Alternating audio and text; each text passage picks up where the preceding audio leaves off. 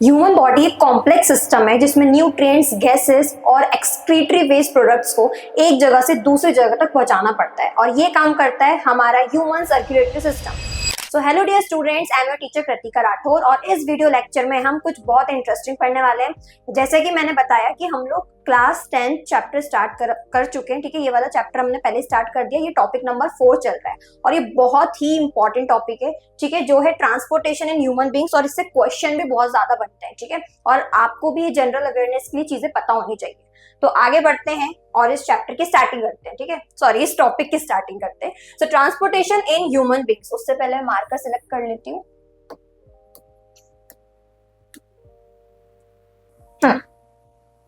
तो transportation in human beings, so like all multicellular organisms, multicellular organism मतलब क्या होते हैं, जो ऑर्गेनिजम्स बहुत सारे सेल से मिलकर बने होते हैं उनको अपन बोलते हैं multicellular organisms. Humans need a transport system for oxygen, nutrients and waste removal. अब जो हम ह्यूमंस है ना, हमें जैसे हमने खाना खाया या फिर हमने ऑक्सीजन लिया तो वो तो एक ही पार्ट में जा रहा है ना। जैसे अपन ने ऑक्सीजन लिया तो अपन ने नोज के थ्रू लिया, लेकिन क्या उस ऑक्सीजन की जरूरत सिर्फ नोज को है, नोज के सेल्स को है? नहीं, पूरी बॉडी को है, ठीक है। तो इसके लिए हमें चाहिए होता है एक प्रॉपर सर्कुलेटरी सिस्टम, जिसको अपन ट्रांसपोर्टेशन सिस्टम भी बोलते हैं। एक जगह से दूसरी जगह तक मटेरियल्स का ट्रांसपोर्टेशन करना। और अभी जो मैंने स्टार्टिंग ओपनिंग लाइंस बोली उसमें मैंने ये भी बोला था कि हमारी जो ह्यूमन बॉडी है ना, वो एक कॉम्प्लेक्स सिस्टम है। कॉम्प्लेक्स सिस्टम है मतलब क्योंकि हम बहुत सारे सेल से मिलकर बने होते हैं, है ना। एक्सक्रीशन के लिए हमारे पास एक अलग एक्सक्रीटरी सिस्टम है ना। ट्रांसपोर्टेशन के लिए अलग सिस्टम है, डाइजेशन के लिए अलग अपने पास डाइजेस्टिव सिस्टम है और रेस्पिरेशन के लिए अपने पास अलग रेस्पिरेटरी सिस्टम है, ठीक है। तो जैसे एक्सक्रीटरी सिस्टम से वेस्ट प्रोडक्ट्स रिलीज होते हैं, रेस्पिरेटरी सिस्टम से कार्बन डाइऑक्साइड रिलीज होती है, ऑक्सीजन इनहेल करते हैं अपन। तो ये जो सारे मटेरियल्स होते हैं, डाइजेस्टिव सिस्टम से न्यूट्रिएंट्स अपन ले लेते हैं फूड से। तो न्यूट्रिएंट्स हो गए, गैसेस हो गई, वेस्ट मटेरियल्स हो गए, उसको अगर अपने को एक जगह से दूसरी जगह तक पहुंचाना है, एक बॉडी पार्ट से दूसरी बॉडी पार्ट तक अगर अपने को पहुंचाना है, तो लगता है ट्रांसपोर्टेशन सिस्टम, जिसको हम सर्कुलेटरी सिस्टम भी बोलते हैं। तो ये मैंने ओवरव्यू दिया है कि ये वाला टॉपिक किस चीज से रिलेटेड है, ठीक है। व्हाट्स दिस टॉपिक अबाउट, इसका मैंने अभी यहाँ पर ओवरव्यू दिया है। For oxygen, nutrients and waste removal the circulatory system consist of, अब ये जो सर्कुलेटरी सिस्टम है ना, उसमें 3 चीजें आती है ना। ये फर्स्ट है हार्ट, सेकंड है ब्लड वेसल्स और थर्ड है ब्लड एंड लिम्फ, ठीक है। तो सबसे पहले याद रखना हार्ट का साइज पता है कितना होता है? जितना हमारी फीस्ट होती है, अपनी फीस्ट है ना, ऐसे मुट्ठी करो, जितनी तुम्हारी फीस्ट साइज होती है ना, उतना ही तुम्हारा हार्ट साइज होता है, ठीक है। तो ट्रांसपोर्टेशन सिस्टम में 3 चीजें होती है। पहली चीज होती है हार्ट को अपन पंपिंग ऑर्गन बोलते हैं क्योंकि ब्लड को पंप करता है। दूसरी चीज होती है, और हाँ, हार्ट धक धक नहीं करता है, वो लब दब करता है, हार्ट का साउंड लब दब होता है, ठीक है। फिर ब्लड वेसल्स में आती है आर्टरीज, वेन्स और कैपिलरीज। ये क्या होता है ये अपन डिटेल में अभी समझेंगे, ठीक है। फिर थर्ड आता है ब्लड एंड लिम्फ। फिर अपन पढ़ेंगे कि चलो ब्लड वेसल्स तो है, लेकिन ब्लड वेसल्स में फ्लो क्या करता है? तो ब्लड वेसल्स में फ्लो करता है ब्लड, और एक अलग से अपन लिम्फ पढ़ेंगे, लेकिन लिम्फ अपन टॉपिक नंबर 5 में पढ़ेंगे, अगले टॉपिक में वो स्टडी करेंगे डिटेल में एकदम, ठीक है। तो चलो आगे बढ़ते हैं। So we have seen in previous sections that blood transports food, oxygen and waste materials in our bodies. हमें पता है कि जो ब्लड होता है वो फूड, ऑक्सीजन, वेस्ट मटेरियल को अपनी बॉडी में एक जगह से दूसरे जगह तक ट्रांसपोर्ट करता है। In class 9th we learned about blood being a fluid connective tissue. अब 9th तो बेटा मैं तुमको यहाँ पर नहीं पढ़ा रही हूँ, है ना, लेकिन 9th क्लास में तुम ये तो पढ़ के आ ही गए होगे। अगर ये चीज पढ़नी है तो तुम फिर 9th क्लास की मेरी वीडियोस देख लेना, है ना। तो 9th क्लास में तुम ये पढ़ के आ चुके होगे कि ब्लड क्या होता है। ब्लड एक फ्लूइड कनेक्टिव टिश्यू होता है ना। फिर blood consist of a fluid medium, मतलब ब्लड में एक फ्लूइड मीडियम होता है जो ब्लड का बेस होता है। जैसे बेटा खीर खाते हो, खीर में बहुत सारी चीजें डली होती है, काजू, किशमिश, चावल, शक्कर, लेकिन खीर का बेस क्या है? खीर का बेस है मिल्क, है ना, मिल्क और वाटर। तो ब्लड एक फ्लूइड मीडियम है, ठीक है, जिसका बेस होता है प्लाज्मा, और बेस को मैट्रिक्स बोला जाता है बायोलॉजिकल टर्म में। In which the cells are suspended, और इस प्लाज्मा में भी बहुत सारे सेल्स पड़े होते हैं, जैसे खीर को इमेजिन कर लो, ओके। फिर plasma transports food, carbon dioxide and nitrogenous waste in dissolved form. अब जो प्लाज्मा होता है, जो भी अपन ने फूड लिया, फूड को ट्रांसपोर्ट करता है, ठीक है। फूड में से जो न्यूट्रिएंट्स होते हैं उसको ट्रांसपोर्ट करता है, ठीक है। फिर oxygen is carried by the red blood corpuscles. Oxygen कौन कैरी करता है? अपने प्लाज्मा में आरबीसीज भी पड़े होते हैं, रेड ब्लड सेल्स, है ना, जिस वजह से अपना जो ब्लड होता है उसका पिगमेंट रेड कलर का होता है, क्योंकि आरबीसीज होता है, आरबीसीज में हीमोग्लोबिन होता है जो आयरन का बना होता है, जो अपने ब्लड को रेड पिगमेंट देता है, तो वो ऑक्सीजन कैरी करता है। Many other substances like salts are also transported by the blood, है ना। अब ब्लड बेटा सिर्फ ये नहीं है कि नाइट्रोजनस वेस्ट प्रोडक्ट हो गए, गैसेस हो गए या न्यूट्रिएंट्स को ही ट्रांसपोर्ट करता है, वो सॉल्ट्स को भी और अदर आयंस को भी ट्रांसपोर्ट करता है। We does need a pumping organ to push blood around the body. लेकिन क्या ये अपने आप ही ट्रांसपोर्ट हो जाता है? अपने आप ही मतलब एक जगह से दूसरी जगह तक वेस्ट मटेरियल, ऑक्सीजन सब पहुंच जाते हैं? नहीं, उसके लिए आपको एक प्रॉपर ट्रांसपोर्टेशन सिस्टम चाहिए होता है। जैसे एक्सक्रीशन के लिए आपको एक पर्टिकुलर सिस्टम चाहिए, एक्सक्रीटरी सिस्टम, डाइजेशन के लिए आपको अलग सिस्टम चाहिए, वैसे ट्रांसपोर्टेशन सिस्टम के साथ भी बेटा ऐसा भेदभाव क्यों, है ना? इसके लिए भी अपने को ये सिस्टम चाहिए ही होता है ना, मटेरियल्स को ट्रांसपोर्ट करने के लिए। A network of tubes to reach all the tissues and a system in place to ensure that this network can be repaired if damage. ठीक है, तो ट्यूब्स का एक नेटवर्क होता है ना, मतलब डक्ट्स होती है। बायोलॉजी में अपन ट्यूब को डक्ट बोलते हैं। क्या बोलते हैं? डक्ट। तो बहुत सारी ब्लड वेसल्स का नेटवर्क होता है जो हर एक सेल तक, हर एक टिश्यू तक, है ना, मटेरियल्स को ट्रांसपोर्ट करता है। क्योंकि जब एक एक सेल काम करता है तभी तो हमारी पूरी बॉडी काम करती है। ठीक है, सबसे पहले पानी पी लेती हूँ।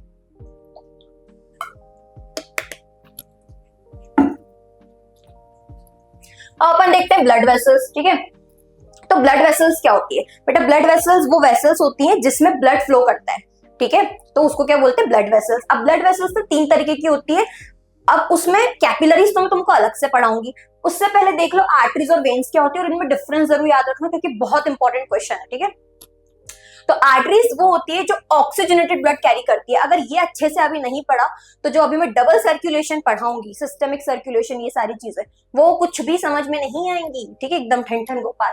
तो आर्टरीज जो होती है उसमें ऑक्सीजनेटेड ब्लड फ्लो होता है। ऑक्सीजनेटेड का मतलब क्या होता है? अगर ब्लड में ऑक्सीजन प्रेजेंट है तो उसको बोलते हैं ऑक्सीजनेटेड ब्लड, अगर ब्लड में कार्बन डाइऑक्साइड प्रेजेंट है तो उसको बोलते हैं डीऑक्सीजनेटेड ब्लड। ठीक है, चलो, तो carry oxygenated blood accept pulmonary artery, ना, अगर ब्लड में ऑक्सीजन ज्यादा है, CO2 कम है, तो उसको ऑक्सीजनेटेड ब्लड बोलेंगे। तो आर्टरी जो होती है वो ऑक्सीजनेटेड ब्लड कैरी करती है। लेकिन बेटा इसमें एक एक्सेप्शन है, जैसे केमिस्ट्री में बहुत सारे एक्सेप्शन होते हैं, इसमें भी एक एक्सेप्शन है कि पल्मोनरी आर्टरी एक लौती ऐसी आर्टरी है जो डीऑक्सीजनेटेड ब्लड कैरी करती है। फिर से सुनो मैंने क्या बोला, सारी आर्टरीज जो होती है वो ऑक्सीजनेटेड ब्लड कैरी करती है, लेकिन एक लौती पल्मोनरी आर्टरी है जो कि डीऑक्सीजनेटेड ब्लड कैरी करती है। और पल्मोनरी का मतलब होता है लंग्स। ठीक है, ये इसका मतलब मैंने अभी क्यों बताया वो आगे समझ में आ जाएगा।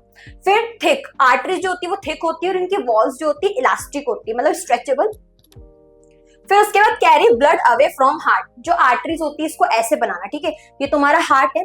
अब हार्ट से जो ब्लड वेसल ब्लड को पूरे ऑर्गन्स में पंप करेगी वो होती है आर्टरीज। तो आर्टरीज जो होती है वो ब्लड को हार्ट से दूर लेके जा रही होती है।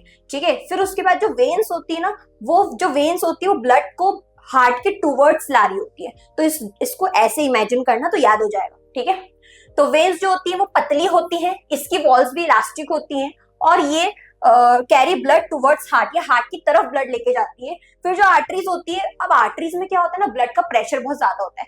आर्टरीज मोटी भी होती है ना, और मोटा पाइप इमेजिन करो, पतला पाइप, मोटे पाइप में प्रेशर ज्यादा ही होता है। ठीक है, ठीक है, तो होता है कि जो आर्टरीज होती है ना, अगर तुम बेटा ये देख रहे हो जो तुम्हारी नर्व्स है, वो जो नर्व्स है ना वो एक्चुअली यहाँ जो ब्लड वेसल्स तुमको दिख रही है तो नर्व्स होती हैं और ब्लड वेसल्स भी होती है, अलग चीज है दोनों, है ना। तो जो ब्लड वेसल्स है यहाँ पर वो वेन्स है, ये जो तुमको दिख रही है वो वेन्स है ना। आर्टरीज बेटा ऊपर नहीं होती क्योंकि उसमें प्रेशर ज्यादा होता है ना। पता चला तुमने खेल खेल में उस पर पेन ऐसे ऐसे कर दिया, वो फटी गई है ना, इसलिए आर्टरीज जो होती है वो स्किन के नीचे होती है, डीप बिनेथ। ओके, तो located deep under the skin क्योंकि उसमें प्रेशर ज्यादा होता है। और जो वेन्स होती है क्लोजर टू स्किन सरफेस, जो तुमको दिखाई दे रही है। ठीक है, चलो, वर्किंग ऑफ ह्यूमन हार्ट। अब ह्यूमन हार्ट कैसे काम करता है उसको अच्छे से पढ़ते हैं, और मैंने डायग्राम भी लगाया है आगे, लेकिन उससे पहले मैं तुमको अच्छे से समझा देती हूँ कि कहाँ से क्या प्रोसेस होती है। ठीक है, तो यहाँ देख लो, मैं स्लाइड ऐड करके समझाती हूँ एकदम अच्छे से। Working of human heart, working of human heart. ठीक है, अब देखो क्या होता है इसमें। सबसे पहले तो अपन ने ऑक्सीजन लिया, ऑक्सीजन लिया तो वो ऑक्सीजन कहाँ गया? अपना लंग्स में गया। ठीक है, कहाँ गया? लंग्स में गया। तो ऑक्सीजन तुम्हारा पहुंचा लंग्स में। अब बेटा अगर तुमने इसका रेस्पिरेशन वाला पार्ट अच्छे से पढ़ा होगा, क्योंकि मैंने पढ़ाया है, वो वीडियो अपलोड हो चुकी है, देख लेना, ठीक है। तो मैंने रेस्पिरेशन वाला पार्ट इसका पढ़ाया है, अगर तुमने वो अच्छे से पढ़ा होगा तो तुमको अच्छे से समझ में आ रहा होगा, ठीक है, कि यहाँ पर एल्वुलाई होती है, एल्वुलाई के बेटा इर्द गिर्द तुम्हें बहुत सारी ब्लड कैपिलरीज दिखती हैं। क्या दिखती है? Blood capillaries. जैसे ही अपन ने ऑक्सीजन लिया, वो लंग्स में गया, लंग्स से फिर वो ट्रैकिया था, है ना, ट्रैकिया फिर ओपन हुआ ब्रोंकाई में, ब्रोंकाई में गया, ब्रोंकियल्स में गया, एल्वुलाई में गया, और alveoli are rich with blood capillaries, ठीक है। तो एल्वुलाई के पास था ऑक्सीजन, उसने ऑक्सीजन किसको दे दिया? इसकी सराउंडिंग ब्लड कैपिलरीज को दे दिया, ठीक है। अब ये जो ब्लड कैपिलरी है, ये इधर तुम्हारा हार्ट है। हार्ट बेटा इस शेप का नहीं होता है, वो तो पता नहीं लिब्बा निब्बियों ने जिसने भी ऐसा बना दिया है, लेकिन हार्ट इस शेप का नहीं होता है। हार्ट का शेप थोड़ा सा इस तरीके का होता है, ठीक है, इस तरीके का हार्ट का शेप होता है। तो ये जो कैपिलरी, इसके पास अभी ऑक्सीजन है। अब ये जो कैपिलरी होगी वो सबसे पहले ऑक्सीजनेटेड ब्लड पहुंचाएगी हार्ट के लेफ्ट एट्रियम में। हार्ट के 4 चेंबर होते हैं, ऊपर वाले चेंबर को बोलते हैं ऑरिकल, नीचे वाले चेंबर को बोलते हैं वेंट्रिकल, ठीक है। और जब भी अपन कोई चीज बनाते हैं ना, ऐसे कॉपी पर या बोर्ड पर मैं बना रही हूँ, तो ये वाला साइड राइट होता है, ये वाला साइड लेफ्ट होता है। तो ये राइट साइड है, ये लेफ्ट साइड है। Upper chambers are called atrium, lower chambers are called ventricle. तो ये लेफ्ट ऑरिकल हो गया, ऑरिकल भी बोल सकते हैं, एट्रियम भी बोल सकते हैं, एक ही बात है, ठीक है। और जो नीचे वाला चेंबर है उसको अपन वेंट्रिकल बोलते हैं। तो लेफ्ट साइड का वेंट्रिकल हो गया लेफ्ट वेंट्रिकल, राइट साइड का वेंट्रिकल हो गया राइट वेंट्रिकल, ठीक है। तो यहाँ मैं लिख देती हूँ right ventricle, left ventricle, right auricle, left auricle. तो सबसे पहले ये जो ब्लड कैपिलरी होगी वो लेफ्ट ऑरिकल में ऑक्सीजनेटेड ब्लड को पहुंचा देगी, ठीक है, ऑक्सीजनेटेड ब्लड। और इस कैपिलरी का नाम है पल्मोनरी वेन। तो जो कैपिलरी लंग्स से हार्ट तक ऑक्सीजनेटेड ब्लड को कैरी करती है, उस कैपिलरी का नाम है पल्मोनरी आर्टरी वेन, ठीक है। एक एक्सेप्शन पढ़ा था ना अपन ने, वो यही है। फिर जो ब्लड होगा वो तुम्हारा लेफ्ट ऑरिकल में जाएगा, लेफ्ट ऑरिकल से वो जाएगा लेफ्ट वेंट्रिकल में, ठीक है। फिर लेफ्ट वेंट्रिकल से एओर्टा के थ्रू, एओर्टा सबसे बड़ी आर्टरी होती है बॉडी की, तो ये जो एओर्टा होगी ना, वो इस ऑक्सीजनेटेड ब्लड को पूरी बॉडी में ट्रांसपोर्ट कर देगी। ये पूरी बॉडी में नेटवर्क बना के रखती है अपना, है ना, तो पूरी बॉडी में इस ऑक्सीजनेटेड ब्लड को ये पहुंचा देगी, ठीक है। लेकिन एक बात बताओ, ऑर्गन्स की बेसिक यूनिट क्या है? अपनी बेसिक यूनिट क्या है? सेल। तो सेल तक अगर तुमको ब्लड पहुंचाना है तो उसके लिए जो आर्टरीज होती है ना, वो डिवाइड होती है। किसमें डिवाइड होती है? आर्टरीज डिवाइड होती है बहुत सारे कैपिलरीज में। Arteries divided into many capillaries, ठीक है। ये जो कैपिलरीज होती है वो सेल्यूलर लेवल तक ऑक्सीजनेटेड ब्लड को पहुंचाएंगी, ऑक्सीजनेटेड ब्लड को पहुंचाएंगी, ठीक है। अब सेल्स तक ऑक्सीजन पहुंच गया, सेल्स तक ऑक्सीजन पहुंच गया तो रेस्पिरेशन की प्रोसेस हुई, है ना। फिर कार्बन डाइऑक्साइड रिलीज हुआ। अब ये जो कार्बन डाइऑक्साइड होगा वो वेन्स के थ्रू हार्ट तक जाएगा। मैम कैसे जाएगा? अब ये जो सारी कैपिलरीज हैं वो वापस से मर्ज हो जाएंगी और ये बना लेंगी एक कॉमन वेन। क्या बना लेंगी? एक कॉमन वेन। बॉडी के नीचे वाले पार्ट से जितनी भी वेन्स आ रही होंगी उनको बोलते हैं अपन इंफीरियर वेना कावा। बॉडी के ऊपर वाले पार्ट से जितनी भी वेन्स आ रही होंगी उनको अपन बोलते हैं सुपीरियर वेना कावा, ठीक है। तो vena cava is the largest when, है ना, कॉमन डक्ट है ये। तो ये जो वेन होगी फिर वो हार्ट की तरफ जाएंगी और ये हार्ट के, है ना, ये हार्ट के राइट ऑरिकल में जाएंगी, ओके। फिर उसके बाद राइट ऑरिकल में वो डीऑक्सीजनेटेड ब्लड को पहुंचाएंगी। डीऑक्सीजनेटेड ब्लड मतलब जिसमें कार्बन डाइऑक्साइड है। फिर उसके बाद डीऑक्सीजनेटेड ब्लड राइट ऑरिकल से राइट वेंट्रिकल में जाएगा, ठीक है, चले गया राइट वेंट्रिकल में। फिर उसके बाद राइट वेंट्रिकल जो होगा वो इस डीऑक्सीजनेटेड ब्लड को पहुंचाएगा लंग्स तक। कहां तक पहुंचाएगा? लंग्स तक। अभी इससे कुछ अच्छे से ये, क्योंकि डायग्राम मैंने पूरा ऐसा कर दिया है ना, लेकिन मैं इसको वापस से समझाती रहूंगी 2-3 बार क्योंकि मुझे पता है टॉपिक टफ पड़ता है, ठीक है। तो फिर राइट वेंट्रिकल से जो ब्लड होता है वो लंग्स में पहुंचता है और लंग्स में ये ब्लड जिस ब्लड वेसल के थ्रू पहुंचता है उस ब्लड वेसल का नाम होता है पल्मोनरी आर्टरी। तो मैंने तुमको अभी पढ़ाया था डिफरेंस में कि सारी आर्टरीज जो होती है वो डीऑक्सीजनेटेड ब्लड कैरी करती हैं, ऑक्सीजनेटेड ब्लड कैरी करती हैं, ठीक है, सारी आर्टरीज ऑक्सीजनेटेड ब्लड कैरी करती हैं एक्सेप्ट पल्मोनरी आर्टरी जो कि डीऑक्सीजनेटेड ब्लड कैरी करती है हार्ट से लंग्स की तरफ। सारी वेन्स डीऑक्सीजनेटेड ब्लड कैरी करती है, ठीक है, सारी वेन्स डीऑक्सीजनेटेड ब्लड कैरी करती है एक्सेप्ट पल्मोनरी वेन जो कि ऑक्सीजनेटेड ब्लड कैरी करती है फ्रॉम लंग्स टू हार्ट। ठीक है, तो चलो जो मैंने अभी इतना समझाया उसको यहाँ मैंने लिख भी दिया और इसको अपन फिर से अभी समझेंगे ना, मतलब एक बार और इसका रिवीजन करेंगे क्योंकि ये टॉपिक सबसे टफ पड़ता है इस पूरे चैप्टर में। तो ऑक्सीजनेटेड ब्लड जो था वो लंग्स से कहाँ गया, लेफ्ट एट्रियम में गया। इस फ्लो चार्ट से बहुत इजी हो जाएगा। ऑक्सीजनेटेड ब्लड लंग्स से लेफ्ट एट्रियम में गया, ठीक है, फिर उसके बाद लेफ्ट एट्रियम से वो लेफ्ट वेंट्रिकल में गया, ओके, फिर उसके बाद लेफ्ट वेंट्रिकल से वो पूरी बॉडी में पंप हो गया। अब जल्दी से मुझे बता दो कि ऑक्सीडेटेड ब्लड लंग्स से जब लेफ्ट एट्रियम में गया तो यहाँ पर कौन सी ब्लड वेसल से गया, ये गया पल्मोनरी वेन के थ्रू, ठीक है, फिर उसके बाद लेफ्ट एट्रियम से लेफ्ट वेंट्रिकल में गया, फिर लेफ्ट वेंट्रिकल से जो ब्लड था वो पूरी बॉडी में ट्रांसपोर्ट हो गया, पंप हो गया।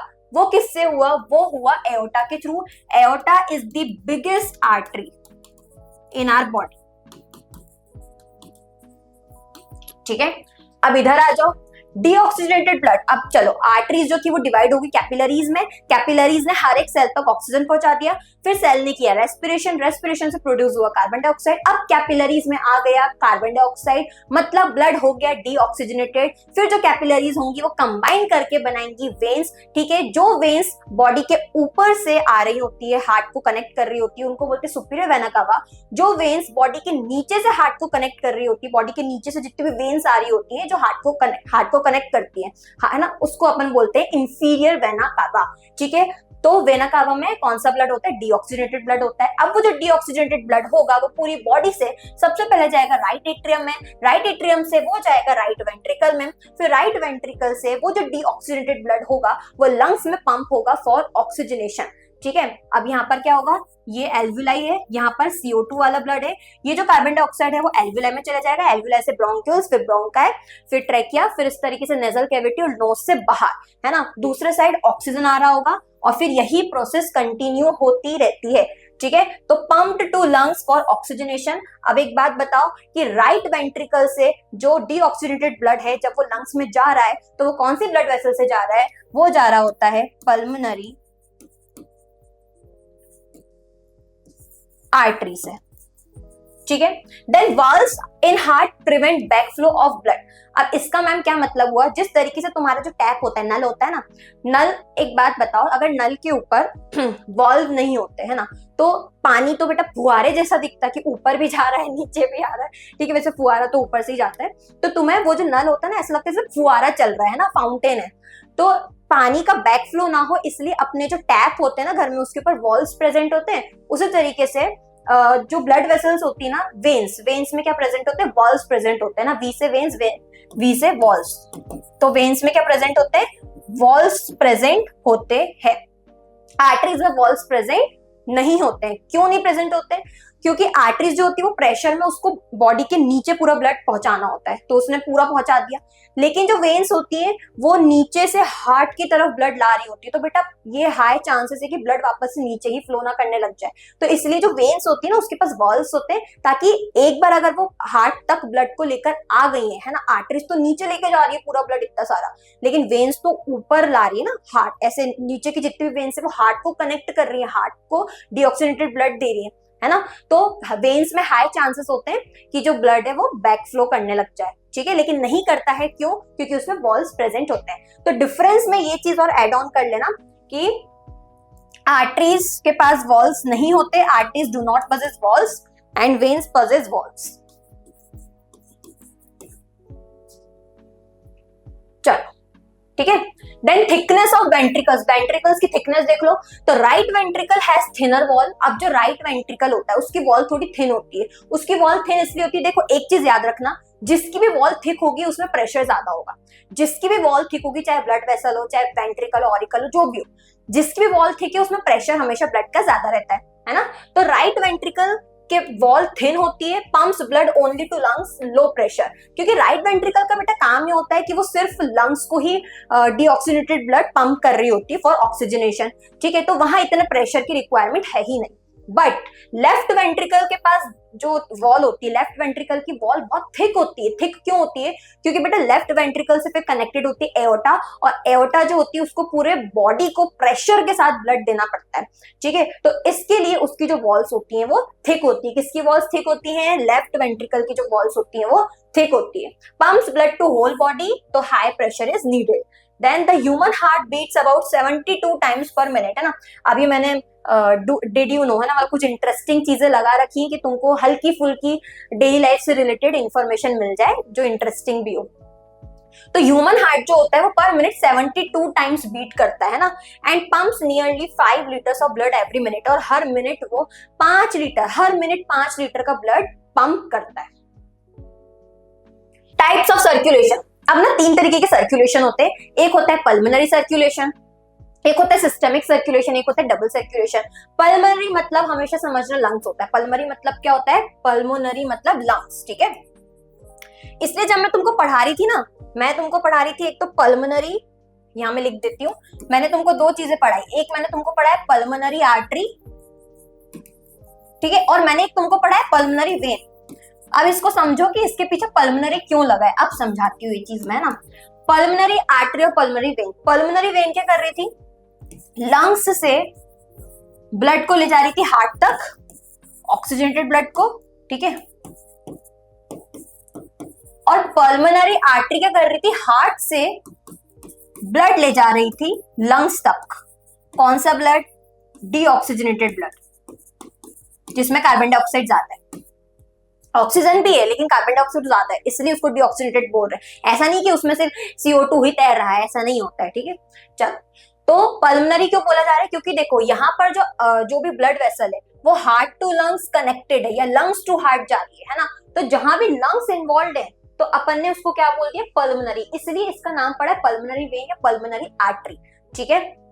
और पल्मोनरी डिजीजेस भी तुम लोग पढ़ते होगे, तो पल्मोनरी डिजीज मतलब लंग्स डिजीजेस, जैसे टीबी हो गया, है ना। चलो, तो पल्मोनरी सर्कुलेशन का मतलब क्या होता है कि ब्लड का हार्ट से लंग्स की तरफ जाना, फिर लंग्स से हार्ट की तरफ जाना, ठीक है। Heart to lungs, lungs to heart, है ना। और ये कैसे, वो तो मैंने तुमको पहले इतनी बार समझा दिया, पल्मोनरी आर्टरी, पल्मोनरी वेन्स, वापस से समझाने की जरूरत नहीं है। तो इसको बोलते हैं पल्मोनरी सर्कुलेशन। फिर एक होता है सिस्टेमिक सर्कुलेशन। सिस्टेमिक सर्कुलेशन मतलब जो तुम्हारी आर्टरी और वेन्स कर रही होती हैं, है ना, कि वो हार्ट से ब्लड को पूरी बॉडी में पंप कर रही होती है, जो कि आर्टरी कर रही होती है। फिर बॉडी से जितना भी डीऑक्सीनेटेड ब्लड है वो वापस से हार्ट में आ रहा होता है। वो कौन ला रहा होता है? वो ला रही होती है vena cava. Vena cava is the largest when, aorta is the largest artery, ठीक है। तो इसको बोलते हैं सिस्टेमिक सर्कुलेशन। फिर एक होता है डबल सर्कुलेशन। डबल सर्कुलेशन मतलब होता है कि जो अपना ह्यूमन हार्ट होता है, मैमल्स का जो हार्ट है, उसमें बेटा जो ब्लड होता है वो एक साइकिल में 2 बार हार्ट से निकलता है, ठीक है। मतलब हार्ट में एक साइकिल में 2 बार ब्लड पंप होता है, ठीक है, उसको अपन बोलते हैं double circulation. Blood passes through the heart twice during 1 complete cycle, है ना। एक कंप्लीट साइकिल, एक कंप्लीट साइकिल मतलब क्या होता है? रिलैक्सेशन और कॉन्ट्रैक्शन हो रहा है, तो वो लब दब, है ना। तो जो एक बीट है वो एक कंप्लीट साइकिल बना रही होती है। तो बेटा एक कंप्लीट साइकिल में जो ब्लड होता है ना, वो हार्ट से 2 बार गुजरता है ना, इसलिए अपन इसको क्या बोलते हैं? डबल सर्कुलेशन, जो बर्ड्स में होता है और मैमल्स में होता है। हमारा ये यूनिक फीचर है, ठीक है। और रेप्टाइल्स में 4 चेम्बर्ड हार्ट किस में होता है? क्रोकोडाइल्स में होता है। वो सबसे, वैसे रेप्टाइल्स में होता नहीं है ऐसा, लेकिन क्रोकोडाइल सबसे एडवांस्ड रेप्टाइल है, रेप्टिलियन है, ठीक है, इसलिए उसमें 4 चेम्बर्ड हार्ट होता है। अदरवाइज रेप्टाइल्स में 4 चेम्बर्ड नहीं होता है, ठीक है। तो चलो, ब्लड द ट्रांसपोर्ट मीडियम, कुछ छूटा तो नहीं है अब तक का? नहीं, अब तक तो अपन ने सब अच्छे से पढ़ा है। उससे पहले मैं एनसीईआरटी से भी दिखा देती हूँ, फिर अपन ब्लड के बारे में डिटेल में पढ़ते हैं, ठीक है। तो देखो, a heart is a muscular organ which is as big as our fist, है ना, ये मैंने बताया ही था, है ना, 2.5 किलो का तो नहीं है मेरा, because both oxygen and carbon dioxide have to be transported by the blood, the heart has different chambers to prevent oxygen rich blood from mixing with the blood containing carbon dioxide. Wow, ये line तो बेटा बहुत important है, इसमें मैं star mark कर देती हूँ। इसका मतलब ये है कि अपना जो ह्यूमन हार्ट होता है ना, उसमें 4 चेंबर क्यों होते हैं 4 चेंबर्स, ताकि ऑक्सीजनेटेड ब्लड और डीऑक्सीजनेटेड ब्लड अलग रहे। बेटा अपना जो राइट साइड होता है ना, राइट साइड में हमेशा डीऑक्सीजनेटेड ब्लड होता है। कौन सा ब्लड होता है? डीऑक्सीजनेटेड। और जो लेफ्ट साइड होता है उसमें हमेशा ऑक्सीजनेटेड ब्लड कैरी होता है, ठीक है।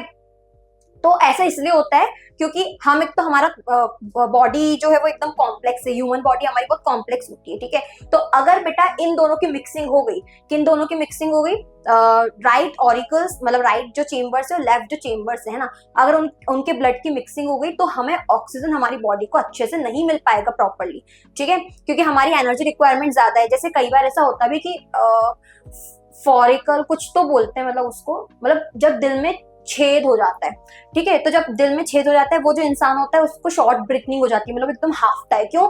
क्योंकि उसका जो ब्लड है ना बेटा वो मिक्स हो रहा होता है, ऑक्सीजनेटेड और डीऑक्सीजनेटेड जो ब्लड होता है ना वो मिक्स हो रहा होता है। अगर ब्लड मिक्स हो रहा है तो आपको प्रॉपर्ली ऑक्सीजन सेल्स तक नहीं पहुंच रहा, क्योंकि ब्लड तो मिक्स हो गया, उसमें ऑक्सीजन भी है, CO2 भी है, ठीक है। वहीं अगर आपका 4 चेंबर हार्ट है तो उसमें ये होता है कि ऑक्सीजन आपका प्रॉपर्ली अलग ब्लड वेसल से पूरी बॉडी तक पहुंचता है, ठीक है, मिक्स होके नहीं पहुंचता, प्रॉपर ऑक्सीजन पहुंचता है और प्रॉपर CO2 रिलीज हो जाता है।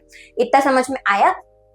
चल, the carbon dioxide rich blood has to reach the lungs for the carbon dioxide to be removed। तो मैंने तुमको बताया था कि कार्बन डाइऑक्साइड मतलब जो डीऑक्सीजनेटेड ब्लड होता है, इन्हें कार्बन डाइऑक्साइड ब्लड लिखा है, मतलब जो डीऑक्सीजनेटेड ब्लड होता है वो जो अपनी पल्मोनरी आर्टरी होती है उसको हार्ट से लंग्स तक भेज देती है, ठीक है। क्यों भेज देती है? फॉर ऑक्सीजनेशन, ठीक है। And the oxygenated blood from the lungs has to be brought back to the heart. और जो ऑक्सीजनेटेड ब्लड होता है वो अपने हार्ट में आ जाता है थ्रू लंग्स, है ना। तो लंग्स से हार्ट तक कौन सी blood vessel oxygenated blood carry करती है? Pulmonary vein. This oxygen rich blood is then pumped to the rest of the body. फिर उसके बाद ये जो ऑक्सीजनेटेड ब्लड होता है वो अपनी पूरी बॉडी में ट्रांसपोर्ट हो जाता है। अच्छा, एक चीज और मैं बता देती हूँ, इसको याद रखना कि बेटा जब भी, जैसे तुमको टॉफी चाहिए, तुमको मैं वैसे दे नहीं रही हूँ यहाँ से, लेकिन यहाँ से दे भी नहीं पाऊंगी ना, तुमको टॉफी चाहिए तो तुम क्या करोगे? हाथ खोलोगे, तो इसको तुम बोलते हो रिलैक्स पोजीशन, इसको तुम बोलते हो कॉन्ट्रैक्टेड पोजीशन, है ना, कि तुमने मुझे टॉफी दी तो तब मैं रिलैक्स थी, फिर मैंने उसको एकदम ऐसे पकड़ लिया कि अब मैं किसी को नहीं दूंगी ये टॉफी, है ना, तो वो हो गई कॉन्ट्रैक्टेड पोजीशन। तो जब भी बेटा जो हार्ट होता है, जैसे लेफ्ट एट्रियम में ऑक्सीजनेटेड ब्लड आ रहा है, तो ये वाला जो चेंबर होता है ना लेफ्ट एट्रियम, वो रिलैक्स हो जाता है। कैसी पोजीशन में होता है? रिलैक्स पोजीशन में होता है, और ब्लड को अपने अंदर ले रहा होता है। फिर उसके बाद होता ये कि तब ये वॉल्व्स जो होती है बंद होती हैं। फिर उसके बाद ये कॉन्ट्रैक्ट करता है। कौन कॉन्ट्रैक्ट करता है? लेफ्ट एट्रियम कॉन्ट्रैक्ट करता है। जैसे ही कॉन्ट्रैक्ट करता है ये वॉल्व्स जो होती है वो खुल जाती है, इनको अपन बोलते हैं वॉल्व्स। क्या बोलते हैं? वॉल्व्स, ठीक है। ये वॉल्व जो होती है वो खुल जाती हैं। जैसे ही खुल जाती हैं तो फिर ये अब कैसी स्टेट में? लेफ्ट एट्रियम अब कॉन्ट्रैक्टेड स्टेट में, है ना। और अब लेफ्ट वेंट्रिकल क्योंकि ब्लड रिसीव कर रहा है लेफ्ट एट्रियम से, तो अब लेफ्ट वेंट्रिकल रिलैक्स हो जाता है, ठीक है। तो ये कॉन्ट्रैक्ट हो रहा है, ये रिलैक्स हो रहा है, दोनों साथ में रिलैक्स या कॉन्ट्रैक्ट नहीं होते, याद रखना। एक और चीज बता देती हूँ बेटा, दोनों एट्रियम हमेशा साथ में कॉन्ट्रैक्ट हो रहे होते हैं, है ना, और दोनों वेंट्रिकल हमेशा साथ में कॉन्ट्रैक्ट हो रहे होते हैं। कभी भी साथ में ऐसा नहीं होता है कि ऑरिकल और वेंट्रिकल कॉन्ट्रैक्ट हो रहा है, ऐसा नहीं होता है कि अगर ये दोनों कॉन्ट्रैक्ट हो रहे हैं तो ये दोनों रिलैक्स हो रहे हैं, ये दोनों रिलैक्स हो रहे हैं तो ये दोनों कॉन्ट्रैक्ट हो रहे हैं, ये चीजें चलती है ना। अपर चेंबर्स अगर कॉन्ट्रैक्ट हो रहे हैं तो लोअर चेंबर्स रिलैक्स हो रहे होते हैं, अपर चेंबर अगर रिलैक्स मोड में तो लोअर चेंबर्स कॉन्ट्रैक्टेड है। तो ये चीज याद रखना, आगे काम आएगा, ठीक है। चलो, तो मैं कहाँ थी? फिर इसके बाद यहाँ की जो वॉल्स है, राइट एट्रियम, जब राइट एट्रियम भी डीऑक्सीनेटेड ब्लड ले रहा होता है वेना कावा से, तो ये भी रिलैक्स पोजीशन में होता है, एकदम रिलैक्स्ड होता है, ठीक है। फिर उसके बाद जैसे इसने पूरा ब्लड अपने अंदर रिसीव कर लिया, जैसे इसने रिसीव कर लिया अपने चेंबर में ब्लड, तो ये कॉन्ट्रैक्ट हो जाता है। जैसे ही कॉन्ट्रैक्ट होता है तो जो ये जो बॉल्स होती हैं वो खुल जाती हैं, और ये जो सारा ब्लड हो जाता है वो राइट वेंट्रिकल में आ जाता है। फिर जैसे ब्लड राइट वेंट्रिकल में आ जाता है वो बैक फ्लो ना करने लग जाए, इसलिए बेटा इसके जो दरवाजे होते हैं, ये जो वॉल्स होती हैं वापस से क्लोज हो जाती हैं। आया समझ में? We can follow this process step by step. Oxygen rich blood from the lungs comes to thin walled upper. अभी मैं तुमको बहुत बार समझा चुकी हूँ, ठीक है, कि सबसे पहले अब मैं इसको एक बार समाप्त कर देती हूँ ना, अच्छे से इसको सुन लो। सबसे पहले होता क्या है, अपन ने ऑक्सीजन लिया, इनहेल किया, है ना, तो अपने लंग्स में क्या आ गया? ऑक्सीजन आ गया। अब ब्लड कैसा हो गया, ऑक्सीजनेटेड हो गया, एल्वियोलाई में जो कैपिलरीज है अब वो कैसा ब्लड कैरी कर रही है, ऑक्सीजनेटेड ब्लड। तो बेटा लंग्स से ऑक्सीजनेटेड ब्लड सबसे पहले तुम्हारे लेफ्ट ऑरिकल में पहुंचेगा थ्रू पल्मोनरी वेन, ठीक है। लेफ्ट ऑरिकल जैसे ब्लड ले रहे होंगे तो वो रिलैक्स हो जाएंगे, जैसे उन्होंने ब्लड को रिसीव कर लिया वो कॉन्ट्रैक्ट होंगे, जैसे वो कॉन्ट्रैक्ट होंगे तो वॉल्स खुल जाएंगी, है ना।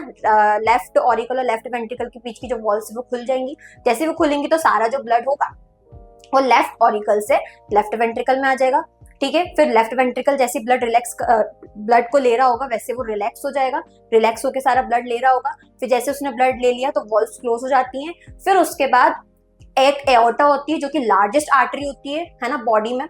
तो एओर्टा जो होती है वो लेफ्ट वेंट्रिकल से जितना भी ऑक्सीजनेटेड ब्लड है उसको पूरे ऑर्गन्स तक प्रेशर से पहुंचा रही होती है, इसलिए आर्टरीज जो होती है वो थिक होती हैं, ओके। फिर आर्टरीज डिवाइड होती है बहुत सारी कैपिलरीज में, कैपिलरीज सेल्यूलर लेवल तक ऑक्सीजन पहुंचाती है। फिर ऑक्सीजन जब पहुंचा देती है तो सेल्स में हो जाता है रेस्पिरेशन, रेस्पिरेशन के दौरान सेल्स में से कार्बन डाइऑक्साइड रिलीज होता है। अब जो कैपिलरीज है वो तुम्हारी CO2 मतलब डीऑक्सीजनेटेड हो चुकी हैं, ठीक है। फिर कैपिलरीज कंबाइन करके बनाती हैं वेन्स, है ना। फिर जो वेन्स होती हैं superior vena cava, inferior vena cava, वो ब्लड पहुंचा रही होती है हार्ट के राइट एट्रियम में। जैसे ही हार्ट का राइट एट्रियम के पास ब्लड आ रहा होता है तो वो रिलैक्स हो जाता है और ब्लड अपने अंदर ले लेता है। फिर उसके बाद फिर वो कॉन्ट्रैक्ट होता है, फिर कॉन्ट्रैक्ट होता है तो वॉल्स खुल जाते हैं, राइट वेंट्रिकल और राइट ऑरिकल के बीच की जो वॉल्व होती है वो ओपन हो जाती है। फिर उसके बाद जितना भी सारा ब्लड है वो राइट वेंट्रिकल में आ जाता है, तब राइट वेंट्रिकल रिलैक्स पोजीशन में होता है क्योंकि वो सारा ब्लड ले रहा है राइट ऑरिकल से, ठीक है। फिर उसके बाद वॉल्स क्लोज हो जाती हैं ताकि ब्लड का बैक फ्लो ना हो। फिर उसके बाद जो राइट वेंट्रिकल्स होते हैं वो ब्लड को पहुंचाते हैं हार्ट से लंग्स में, ठीक है, थ्रू पल्मोनरी आर्टरी, ओके। फिर वहां पर यही चीज होती है, exchange of oxygen, carbon dioxide बाहर चले जाता है, अगेन ऑक्सीजन अंदर आ जाता है, ठीक है। बहुत अच्छे से रिवाइज करवा दिया मैंने, चलो। अच्छा एक और चीज याद रखना कि दोनों चेम्बर्स राइट और लेफ्ट चेम्बर्स के बीच में ना एक सेपरेशन होता है। जैसे तुम्हारी नोज है, नोज में बेटा ये दो होल्स है ना, नॉस्ट्रिल्स, दो नॉस्ट्रिल के बीच में एक सेपरेशन होता है ना, उसको बोलते हैं सेप्टम। क्या बोलते हैं? सेप्टम। वैसे ही इनके बीच में भी एक सेपरेशन होता है, इसको अपन सेप्टम बोलते हैं। क्या बोलते हैं? सेप्टम, वरना मिक्स हो जाएंगे ना। चलो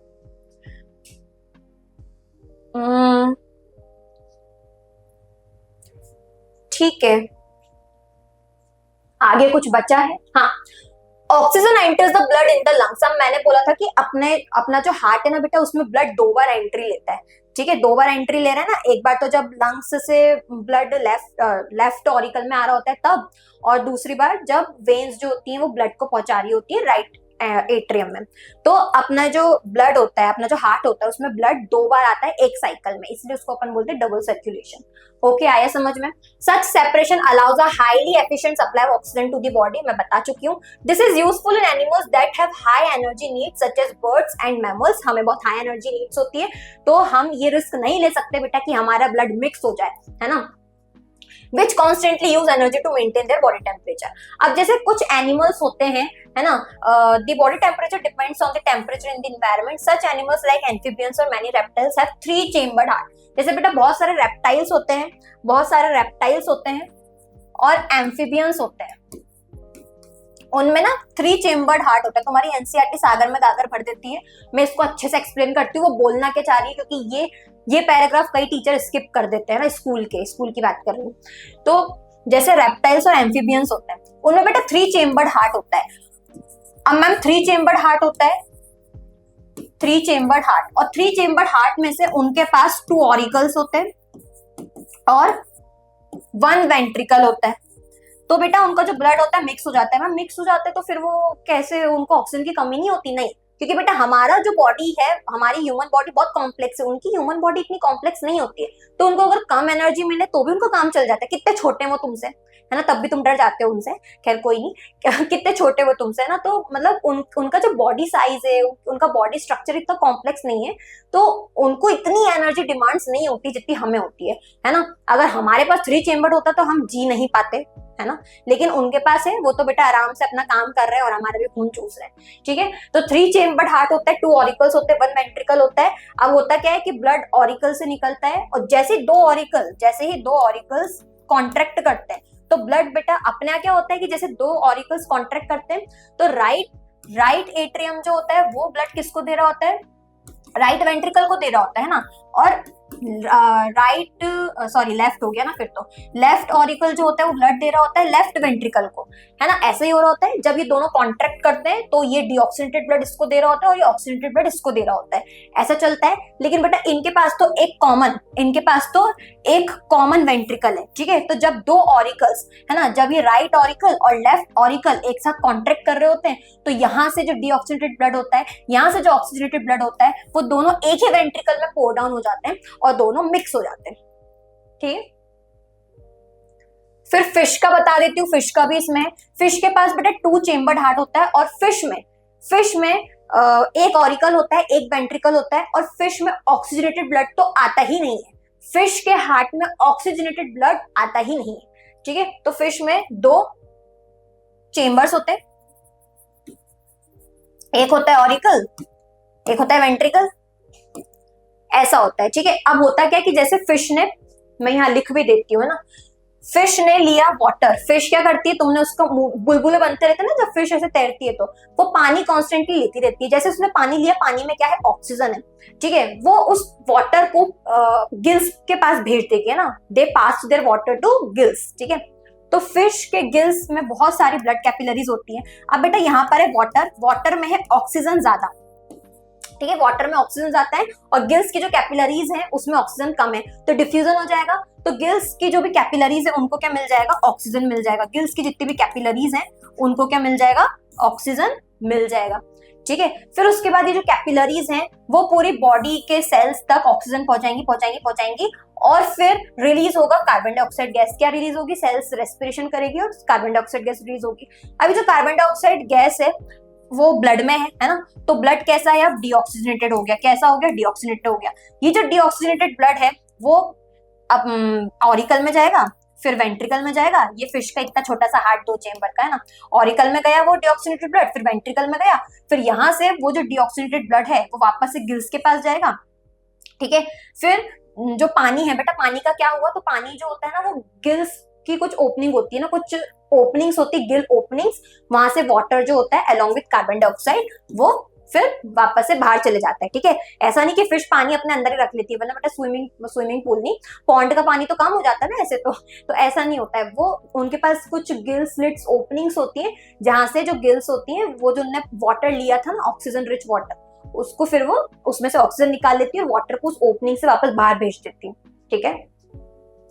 तो ये होता है फिश में। आगे पढ़ लो ब्लड प्रेशर, और कितना है इसमें, ब्लड प्रेशर ही बचा है आई थिंक, हाँ फिर तो क्वेश्चन आंसर्स है, क्वेश्चन आंसर्स नहीं एमसीक्यूज। चलो ब्लड प्रेशर क्या होता है इसको मैं अच्छे से समझा देती हूँ। ब्लड प्रेशर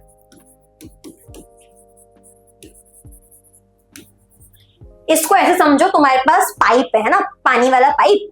अब वाटर प्रेशर क्या होता है कि वाटर, वो जो पाइप की वॉल्स है उस पर वाटर जो भी प्रेशर लगा रहा होता है, वाटर पाइप की वॉल्स पर जो भी प्रेशर लगा रहा होता है उसको बोला जाता है वाटर प्रेशर। उसी तरीके से ब्लड प्रेशर मतलब होता है कि ब्लड बेटा किसमें फ्लो करता है, हम ह्यूमंस में ब्लड किसमें फ्लो करता है, वेसल्स में करता है, किसी किसी में तो वेसल्स होती भी नहीं है, ठीक है, तो उनको बोलते हैं ओपन सिस्टम। और हमारे पास क्या, क्लोज्ड सिस्टम। क्लोज सिस्टम क्या होता है, जब ब्लड बेटा वेसल्स में फ्लो कर रहा होता है, प्रॉपर डक्ट्स का सिस्टम होता है ना, उसको अपन क्लोज सिस्टम बोलते हैं। तो ब्लड प्रेशर क्या होता है, ब्लड जो भी फोर्स लगा रहा है ना, जो भी फोर्स लगा रहा है against the walls of the blood vessels, उस प्रेशर को बोला जाता है ब्लड प्रेशर। क्या बोलते हैं, ब्लड प्रेशर, ठीक है। चलो ठीक है, फिर अपने को इसमें 2 चीजें पढ़नी है। अब तुम्हारी एनसीईआरटी ने मेंशन किया है तो मेरे को ये चीज पढ़ानी पड़ेगी। एक होता है सिस्टोलिक प्रेशर, एक होता है डायस्टोलिक प्रेशर। मैम ये क्या बोला है, सिस्टोलिक प्रेशर और एक है डायस्टोलिक प्रेशर, ठीक है।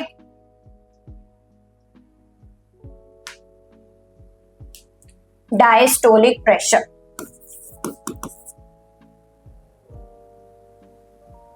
स्पेलिंग देख लेती हूं, डायस्टोलिक प्रेशर। हल्की हल्की चीज में कुछ परसेंट थोड़ा सा और बता देती हूँ, है ना, क्योंकि वो आगे फिर काम आ जाता है ना, क्योंकि सिर्फ जितना दिया है मैं उससे थोड़ा तो एक्स्ट्रा पढ़ाई देती हूँ, थोड़ा सा, एकदम जरा सा, ठीक है। तो चलो, ताकि तुम लोग दूसरों से हट के एकदम बनो, है ना। सिस्टोलिक प्रेशर, सिस्टोलिक प्रेशर क्या होता है, जब वेंट्रिकल्स बेटा कॉन्ट्रैक्ट करते हैं, वेंट्रिकल्स कॉन्ट्रैक्ट करते हैं तो उस टाइम ब्लड में जितना भी प्रेशर, जो ब्लड का प्रेशर होता है, उस प्रेशर को बोला जाता है सिस्टोलिक प्रेशर। ठीक है, तो ड्यूरिंग वेंट्रिकुलर कॉन्ट्रैक्शन ब्लड में जो प्रेशर होता है उसको बोलते हैं systolic pressure.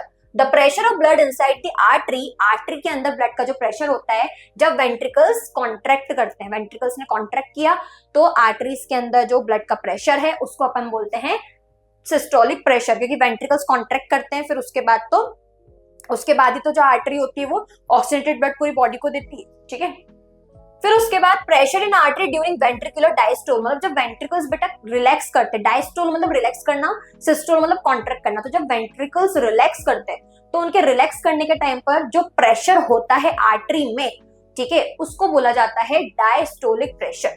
Normal systolic pressure, जो बेटा सिस्टोलिक प्रेशर होता है, सिस्टोलिक प्रेशर की रेंज होती है 120 mmHg। ठीक है, mm of Hg मरकरी की यूनिट है ना, मरकरी मीटर। चलो कहां थी मैं, चलो। एंड डायस्टोलिक प्रेशर, और डायस्टोलिक प्रेशर क्या होता है 80 mm of Hg, है ना।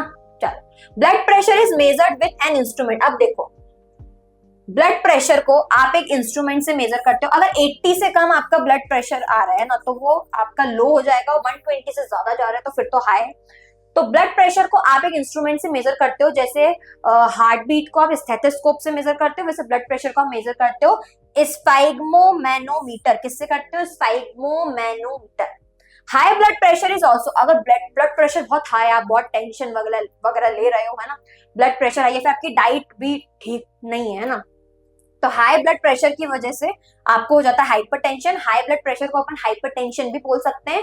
And is caused by the constriction of arterioles. Arterioles मतलब क्या होता है बेटा, जो आर्टरीज होती है ना, जैसे ब्रोंकाई ब्रेकडाउन होता है ब्रोंक्यूल्स में, तो bronchioles are the branches of bronchi, उसी तरीके से आर्टरी की जो ब्रांचेस होती है ना उसको अपन बोलते हैं arterioles. Arterioles are the capillaries. ठीक है, आर्टरीज डिवाइड करती है ना आर्टेरियोल्स, तो जब आर्टेरियोल्स कॉन्स्ट्रिक्ट हो जाती है, मतलब पतली हो जाती है ना, जैसे अभी आर्टरी इतनी थी, इसके बीच में इतनी स्पेस थी, लेकिन बेटा आर्टरीज ने कॉन्ट्रैक्ट कर दिया, वो पतली सी हो गई, ऐसी हो गई, तो इसके बीच का जो स्पेस होगी वो कम हो जाएगी। अगर स्पेस कम हो जाएगी तो ब्लड तो उतना ही फ्लो कर रहा है ना, ब्लड थोड़ी कम हो रहा है। तो यहाँ पर जो ब्लड होगा प्रेशर से निकलेगा, तो आपको हो जाएगा हाइपरटेंशन, मतलब हाई ब्लड प्रेशर वाली प्रॉब्लम हो जाएगी। ठीक है, which results in increase resistance to blood flow, है ना, ब्लड को निकलने में वहां से दिक्कत होती है। अब बड़ी सी रोड है, चौड़ी रोड है, वहां से इजीली निकल पाओगे ना ऑब्वियसली, लेकिन अगर बेटे सकड़ी सी रोड है, जो कि तुम अपने इंडिया में बहुत देखते हो, है ना, पता ही नहीं चलता रोड में गड्ढे की गड्ढे में रोड है, खैर पतली सी रोड एकदम कंजेस्टेड, तो उसमें से ट्रैफिक तो बहुत ज्यादा होगा, ऑब्वियस सी बात है। It can lead to the rupture of an artery, और जब बहुत ज्यादा ब्लड रेजिस्टेंस अगर होने लगेगा, है ना, तो आर्टरीज जो होती है फट भी सकती है। अगर तुम्हारा पाइप बहुत पतला है, उसमें से बहुत तेजी से पानी बह रहा है ना, पानी एकदम प्रेशर से जा रहा है, तो वो पाइप फट भी सकता है ना। एंड इंटरनल ब्लीडिंग, और तुम्हें अंदर ही अंदर ब्लीडिंग हो सकती है। तो ये मैंने पढ़ा दिया ब्लड प्रेशर के बारे में। फिर जो मैंने चीजें समझाई है ना, वही चीज यहाँ पर दी हुई है कि ब्लड वेसल्स के बारे में दिया हुआ है, मेंटेनेंस बाय प्लेटलेट्स, है ना। अच्छा, एक चीज बच गई है जो मैंने बोला था कि मैं लास्ट में पढ़ाऊंगी, उसको मैं शिफ्ट भी कर देती हूँ, ब्लड ट्रांसपोर्ट मीडियम।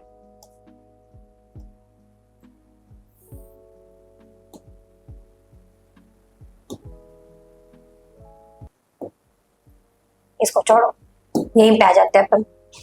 ब्लड, ठीक है, ब्लड ट्रांसपोर्ट मीडियम होता है। ब्लड एक कनेक्टिव टिश्यू है। कनेक्टिव टिश्यू वो होते हैं जो कनेक्ट कर रहे होते हैं ना, एक पार्ट को दूसरे पार्ट से कनेक्ट कर रहे होते हैं, उसको बोलते हैं कनेक्टिव टिश्यू। सिंपल, 9th में पढ़ के आए होगे। तो ब्लड एक फ्लूइड कनेक्टिव टिश्यू है जिसमें प्लाज्मा होते हैं और सेल्स होते हैं। बेटा खीर के एग्जांपल से सब कुछ इमेजिन करना, जैसे खीर में मिल्क उसका बेस होता है, ठीक है, और उसमें बहुत सारे सेल्स नहीं, खीर में मिल्क होता है जो उसका मैट्रिक्स है, उसका बेस है, और उसमें काजू, किशमिश, बादाम, चावल, ये सारी चीजें पड़ी है ना। तो ब्लड को भी ऐसे समझो कि ब्लड का जो बेस है वो प्लाज्मा है, और प्लाज्मा में भी 90% तो पानी ही होता है, प्लाज्मा का भी बेस तो पानी ही है, ठीक है।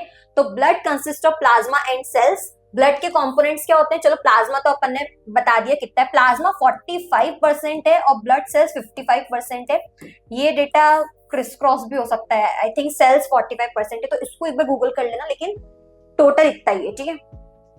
तो सेल्स, अब सेल्स के कंपोनेंट्स है, प्लाज्मा तो मैंने बता दिया। प्लाज्मा में होते हैं बेटा बहुत सारे फाइबर्स, बहुत सारे फाइबर्स होते हैं, प्रोटीन्स होते हैं। सेल्स 3 तरीके के होते हैं, आरबीसी, डब्ल्यूबीसी, प्लेटलेट्स, प्लाज्मा, है ना। प्लाज्मा ने अलग से बता दिया। चलो ये सेल्स हैं, ये तीनों क्या है, सेल्स हैं। आरबीसी मतलब रेड ब्लड सेल्स, सेल्स को अपन कॉर्पसल्स भी बोल सकते हैं। क्या बोल सकते हैं, कॉर्पसल्स। तो आरबीसीज में होता है हीमोग्लोबिन, ठीक है, ये 4 यूनिट्स ऑफ हीमोग्लोबिन। ये जो हीमोग्लोबिन होता है बेटा वो आयरन का बना होता है। किसका बना होता है, आयरन का, ठीक है, 4 यूनिट्स ऑफ आयरन। और ये जो हीमोग्लोबिन होता है वो ऑक्सीजन को कैरी करता है।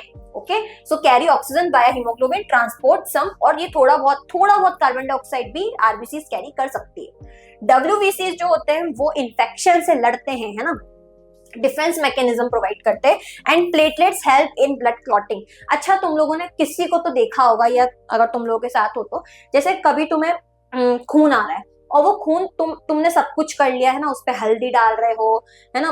नॉर्मली हल्दी से खून रुक जाता है, या फिर अगर तुम्हें जैसे हाथ में सुई लग गई है मान लो और उसमें से ब्लड आ रहा है, तुम उसको थोड़ी देर ऐसे जोर से पकड़ के बैठोगे तो भी वो खून रुक जाता है। लेकिन मान लो तब भी तुम्हारा खून रुक नहीं रहा है, तो वो क्यों होता है, क्योंकि प्लेटलेट्स की कमी होती है। जो अगर अपनी बॉडी में बेटा प्लेटलेट्स का अमाउंट कम होता है तो बॉडी में ब्लड क्लॉटिंग नहीं हो पाती है, ठीक है। नेचुरली ये होना चाहिए कि जैसे ब्लड फ्लो कर रहा है तो थोड़े टाइम बाद, मतलब कुछ सेकंड बाद, है ना, या कुछ सेकंड, हाँ मिनट तो ज्यादा हो जाएगा, कुछ सेकंड बाद वो ब्लड ऑटोमेटिकली नेचुरली फ्लो करना बंद कर दे, ठीक है। लेकिन अगर तुम्हारी बॉडी में प्लेटलेट्स कम है तो ये जो ब्लड है वो बहता रहेगा। तो प्लेटलेट्स क्या करते हैं, ब्लड क्लॉटिंग कराते हैं, ब्लड को जमा देते हैं ना, तो रोक देते हैं। क्लॉटिंग को अपन कोगुलेशन भी बोलते हैं। क्या बोलते हैं, कोगुलेशन। तो ये मैंने पढ़ा दिया है। आज का ये टॉपिक तो इतना है, फिर उसके बाद अपन इसके क्वेश्चंस देख लेते हैं फटाफट।